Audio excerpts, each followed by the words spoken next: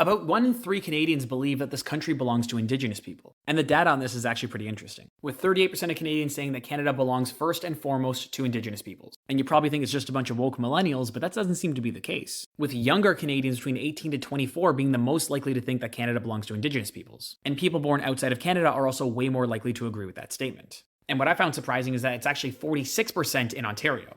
But here's the thing, I don't think this poll tells the whole truth. Because for a lot of people, I think the framing of this question gives an all or nothing narrative. By saying that Canada first and foremost belongs to Indigenous peoples, I think you're going to be rubbing a lot of people the wrong way. And I bet that if instead this poll was worded as Indigenous people have an equal claim to the land as all other Canadians, you would get a lot more support for that. And I understand that amongst many Indigenous communities, that might not be a popular narrative. I am simply saying that I actually think that this is a more nuanced conversation and there's more support than we think. But when specific questions are framed and worded in specific ways, it turns some people off and it makes them trigger a fear response in their brains. Especially when you have places like the National Post editorializing their headlines to say that Canadians have mixed views on Truth and Reconciliation Day, focusing instead on how Canadians think that there are bigger issues than reconciliation. Yeah, I am sure that for most Canadians, housing and the economy are more important to them than reconciliation. That does not mean that for most Canadians, reconciliation is not important.